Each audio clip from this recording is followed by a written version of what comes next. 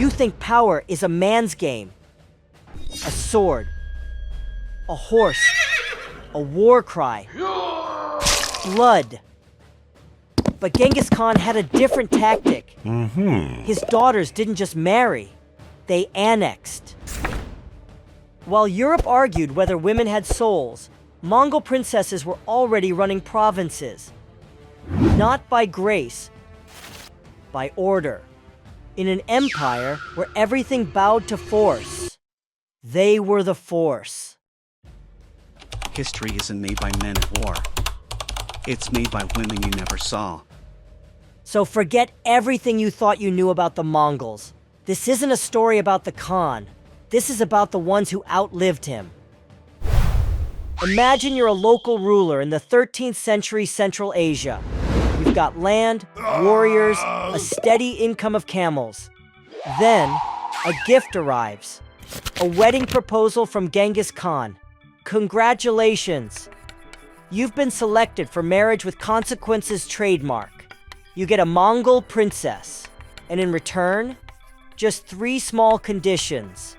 Pledge loyalty to the Khan. Send your army to die for him. Conveniently disappear shortly after. It's not a trap. It's a promotion. These weren't marriages. They were geopolitical hacks. Genghis didn't marry his daughters off for peace. He married them for control.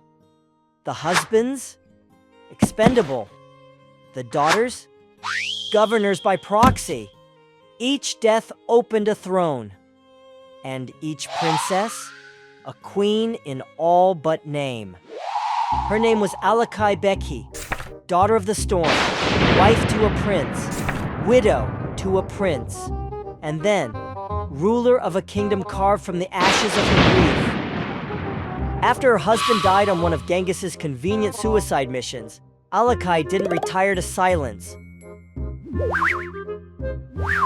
She took command of armies, of policy, of the entire Uyghur region. When unrest rose, she didn't send a letter. She showed up. Imagine that. A woman in a time of war, not crying behind walls, but leading the charge against the very men who questioned her. Her brothers saw ruling as a group project they never finished. She saw it as a job, and she showed up early. Maybe leadership isn't about bloodlines. Maybe it's about who still stands when everything else falls.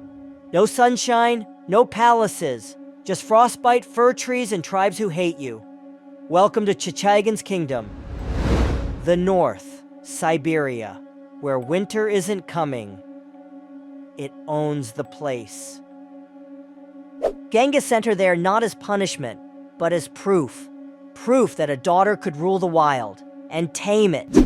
Chichagan married a local chief, then outlived him, then outruled everyone else. While others drank fermented horse milk and argued about glory, Chichagan built a system, trade, diplomacy, alliance through influence, not intimidation. She didn't conquer by blade, she conquered by spreadsheet. And maybe that's why she succeeded, because she didn't play warlord. She played architect. Her region didn't collapse. It didn't rebel. It didn't burn. It worked. Cold, quiet, efficient. Like her, while Europe was still asking if women could inherit land without divine permission, Genghis Khan's daughters were already issuing death warrants and stabilizing economies. Was it feminism?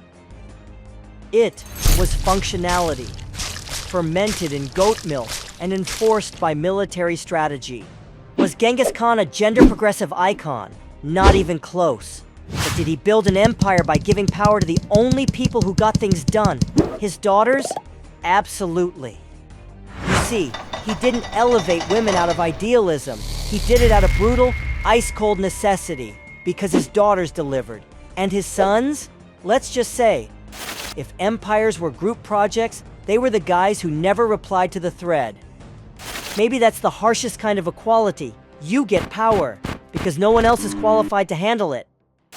Genghis Khan didn't build an empire. He delegated it to his daughters, to the ones who didn't seek glory, just results.